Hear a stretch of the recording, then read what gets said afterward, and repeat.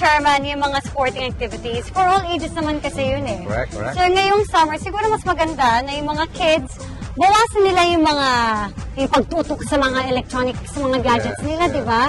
At siguro let's do more of the outdoor activities. Mas masaya naman kasi yun eh. Outdoor games, gaya ng luksong lubid, O yun, ganyan. taguan, Yun.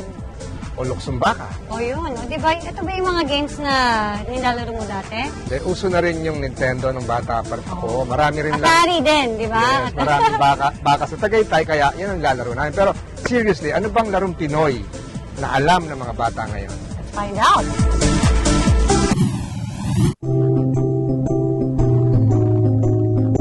Teka lang, at matanong lang kita, ano bang mas pipiliin mo? Computer games or basketball? Computer games. Basketball. Basketball.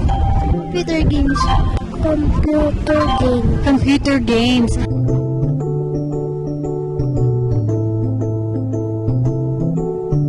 Patintero or Dota? Patintero. Patintero. Patintero. Alam mo ba yung Dota? Okay, salamat! Ako siguro marunong pa ako sa mga Chinese garter, yung mga jackstone, luto-lutuan. Yan, yun lang yung mga alam ko. Kahit marami mga bata na ang gusto ay mga computer games, may panawagan mula sa ibang sektor na buhayin ang larong Pilipino sa mga barangay.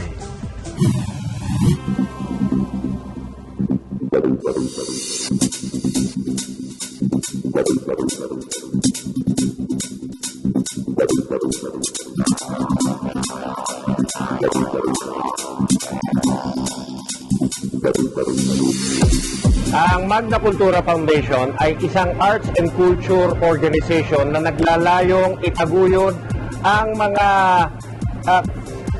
kultura ng Pilipinas, ang gaya ng larong Pinoy, gaya ng mga sining na makabayan. 1980s hanggang 1990s, kami ay pumupunta sa mga barangay at nagtataguyod ng mga teatro at saka ng mga larong Pilipino at ipinakikilala ito. Lalo na ngayon sa panahon ng modernisasyon, amin pong tinataguyod ang ganito, lalo na ngayong panahon na ito, puro computer. Nagtatag ito ng sports clinic para sa larong Pinoy. Ang tawag namin na Eskwelaro.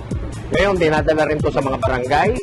Hindi lang sports clinic, kung hindi meron ding mga mini Olympics na larong Pinoy. Mga larong Pinoy ay ang patintero, ang tumbang preso, luksong tinik, luksong baka, luksong lubid. Marami. There are over 50 na larong Pinoy. So yun ang number one. It instills the Filipino spirit.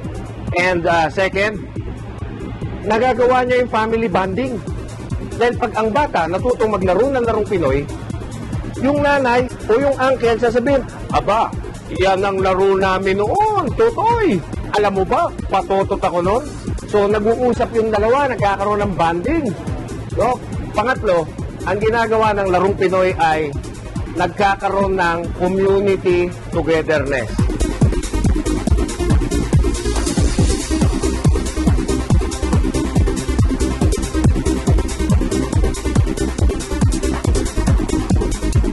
Interesting, but even to my whole staff. So, maaari itong mga staff ko na ito is simula bata, maaring lumaki dito sa Manila na hindi nila nalaro ito. But doon sa mga galing sa probinsya, maaring andyan pa rin buhay siya. So, hindi pwedeng mawala kahit sa urban place, mawala yung mga ganitong laro.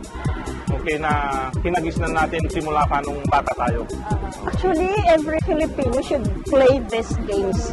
Kasi hindi pwedeng kalimutan kung ano yung mga talagang kinagisnan natin. Lalo na if you are a normal child, you should really play these games. Kahit sino pwedeng maglaro. Ayun po. Nang sabay-sabay, na hindi nagkakasakitan. Pati po yung family, makakasama, pati mga bata, pwede po dun sa palarong Pinoy.